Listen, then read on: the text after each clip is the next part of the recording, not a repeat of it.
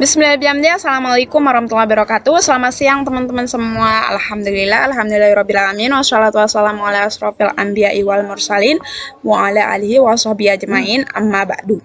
Yang sama-sama kita hormati Ibu Quratul Aini sekaligus sebagai dosen pengampu mata kuliah penelitian bidang studi dan teman-teman yang saya cintai dan banggakan. Oke teman-teman, jadi video kali ini saya akan membuat video terkait dengan prosedur dan teknik pengumpulan data penelitian tindakan kelas atau PTK.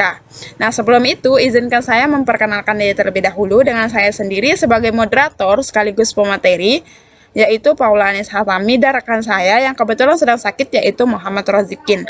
Oke, untuk lebih mempersingkat durasi dari video ini, langsung saja kita masuk ke materi.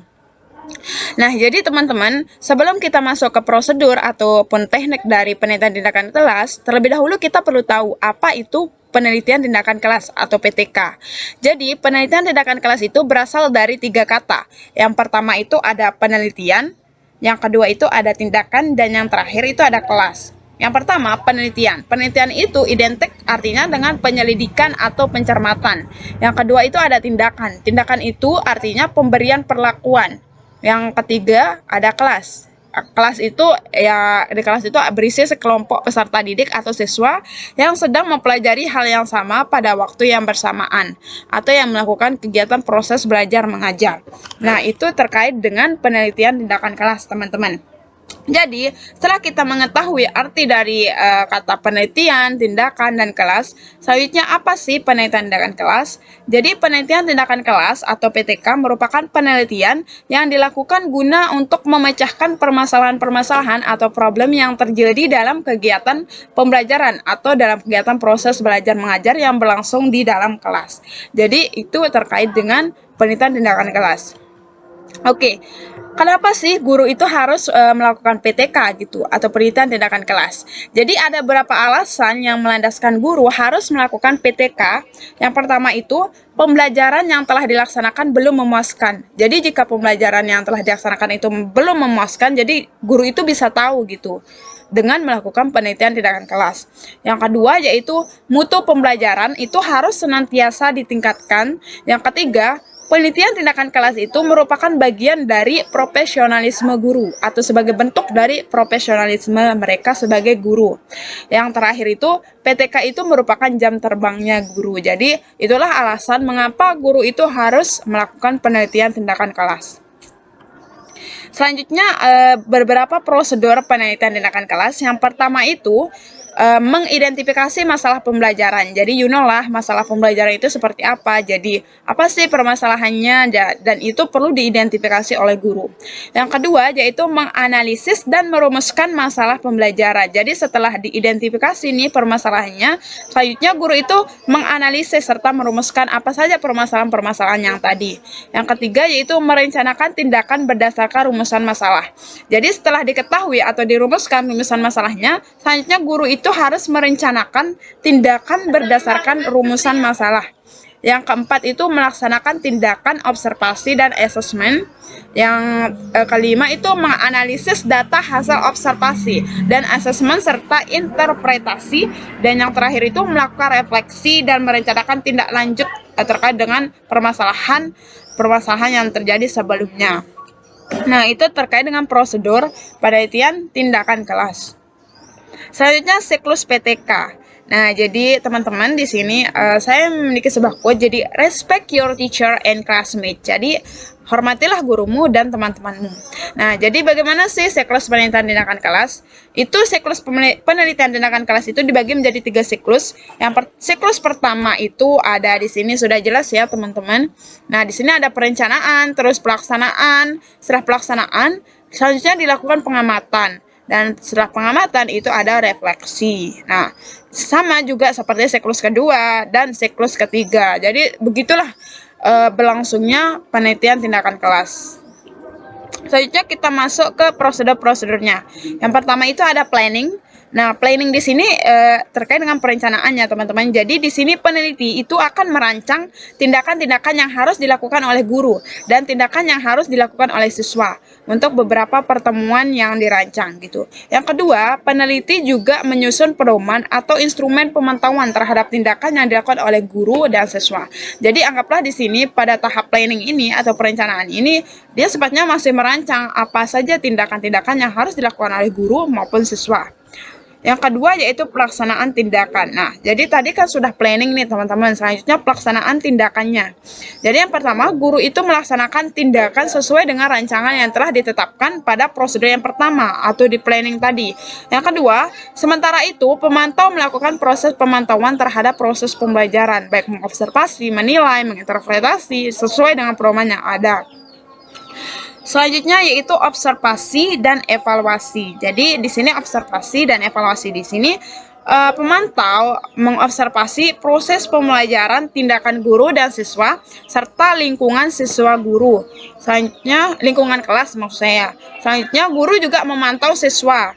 Nah, guru pemantau dan siswa bersama-sama menganalisis hasil observasi, interpretasi, dan lain sebagainya. Nah, jadi observasi di sini lebih kepada pemantauan secara langsung gitu, bagaimana sih tindakan guru maupun siswa di dalam kelas. Selanjutnya refleksi.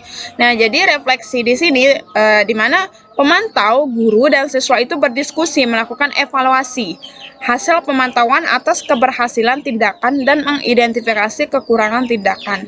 Yang kedua, guna menyusun perbaikan tindakan dan instrumen berikutnya.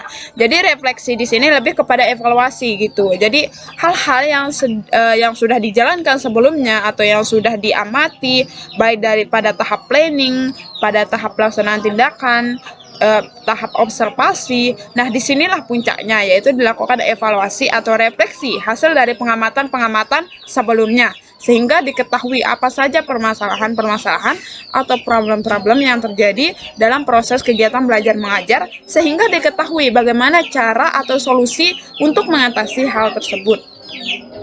Oke, jadi teman-teman kita masuk langsung ke metodologi penelitian tindakan kelas. Jadi bagaimana sih metodologi penelitian tindakan kelas? Sebenarnya pembahasan ini sangat panjang dan rumit sekali, tapi di sini saya akan mencoba untuk lebih meminimalisir atau lebih menyingkat supaya jelas dan terang. Pertama itu ada setting penelitian. Nah, setting penelitian di sini berkaitan tentang kapan sih penelitian itu akan dilakukan. Jadi, berikan alasan mengapa penelitian ini dilakukan pada waktu itu, khususnya pada tindakan. Kedua, tempat penelitian. Dan ketiga, berikan alasan mengapa penelitian dilakukan di tempat itu. Jadi, di setting penelitian ini berkaitan dengan kapan, di mana tempatnya, waktunya kapan, dan sebagainya. Selanjutnya subjek penelitian. Jadi subjek penelitian di sini, nah pada PTK ini tidak menggunakan populasi, sampel, dan teknik sampling ya teman-teman. Jadi populasi itu sampel merupakan subjek. Subjeknya itu di sini adalah siswa atau peserta didik. Baik itu untuk guru. Tetapi untuk kepala sekolah subjeknya bisa siswa sebagai guru dan bisa guru sebagai kepala sekolah. Jadi subjek penelitian itu tidak memakai yang namanya populasi, sampel, dan sebagainya. Terus sumber data, yang ketiga itu sumber data ya teman-teman. Jadi sumber data itu dibagi menjadi dua, ada sumber data primer, ada sumber data sekunder, dan sebagainya. Nah, sumber data primer di sini yaitu terkait dengan sumber data yang pertama kali ditempuh gitu. Sumber data yang pertama. Nah, kalau sekunder itu didapatnya data itu dari pihak kedua. Nah, sumber data lain sebagai data sekunder dapat diperoleh dari guru atau teman sejawat sebagai kolaborator. Bagaimana teknik dan alat pengumpulan data? Jadi teknik pengumpulan data di sini bisa menggunakan tes atau non tes. Kalau pakai tes itu kayak secara tertulis, lisan maupun perbuatan. Terus kalau non tes itu bisa menggunakan wawancara, observasi, dan lain sebagainya. Nah, itu terkait dengan teknik pengumpulan data. Lalu apa sih alat pengumpulan datanya? Jadi alat pengumpulan datanya itu bisa memakai tes, non-tes. Nah, jadi tes itu bisa dipakai butir soal dan lain sebagainya. Terus kalau non-tes itu bisa memakai pedoman atau lembar observasi, pedoman dan lembar wawancara. Itu terkait dengan teknik dan alat pengumpulan data. Selanjutnya di sini analisis data. Nah, jadi di sini kita menggunakan analisis deskriptif. Jadinya hasil belajar itu dianalisis dengan analisis deskriptif komparatif. Nah, komparatif itu artinya membandingkan ya, teman-teman. Jadi analisis deskriptif komparatif itu yaitu membandingkan nilai tes kondisi awal, nilai tes setelah siklus 1 dan nilai tes setelah siklus 2. Yang kedua itu observasi maupun wawancara dengan analisis. Oke teman-teman, selanjutnya kita masuk ke metodologi yaitu analisis data. Jadi analisis data pada PTK itu dia menggunakan analisis deskriptif, di mana analisis deskriptif jenisnya itu yaitu analisis deskriptif komparatif, di mana membandingkan nilai tes kondisi awal, nilai tes setelah siklus 1, dan nilai tes setelah siklus 2. Jadi observasi maupun wawancara dengan analisis deskriptif kualitatif ini berdasarkan hasil observasi dan refleksi. Jadi itu terkait dengan metodologi penelitian tindakan kelas yaitu analisis data. Selanjutnya kita masuk ke metodologi yaitu indikator kinerja. Jadi apa itu indikator kinerja?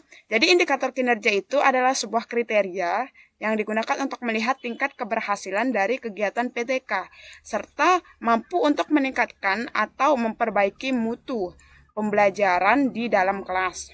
Jadi, indikator kinerja ini juga merupakan kondisi akhir yang diharapkan didasarkan pada pengalaman yang lalu, sehingga perlu pertimbangannya matang untuk menetapkan indikator kinerja ini.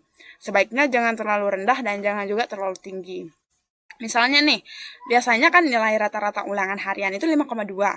Nah, indikator kinerjanya itu setidaknya berada di kisaran 5,5. Jangan menjadi 9,0 atau 9,90, karena itu terlalu tinggi. Sehingga hasil yang didapatkan itu menjadi tidak efektif, teman-teman. Nah, selanjutnya kita masuk ke prosedur penelitian. Bagaimana sih prosedur penelitian dari PTK? Yang pertama itu ada pengembangan atau penetapan fokus masalah penelitian. Terus yang kedua itu ada perencanaan tindakan perbaikan. Jadi pada perencanaan ini dia melakukan bagaimana apa saja masalah-masalah yang terjadi dalam pembelajaran di dalam kelas, sehingga perlu perencanaan yang lebih matang. Yang ketiga itu pelaksanaan tindakan perbaikan, observasi dan interpretasi. Jadi jika sudah ditemukan nih masalah-masalahnya, selanjutnya akan dilakukan tindakan-tindakan untuk memperbaiki atau mengatasi masalah-masalah yang ada. Selanjutnya ada analisis dan refleksi. Sehingga ketika sudah diterapkan tindakan-tindakan perbaikan tadi, selanjutnya akan dianalisis dan direfleksi atau dievaluasi, sehingga yang terakhir itu perencanaan tindak lanjut. Apabila tindakan-tindakan tadi sudah baik dan menghasilkan mampu untuk memecahkan masalah-masalah yang terjadi dalam kegiatan KBM, itu maka perencanaan itu akan ditindaklanjuti begitu.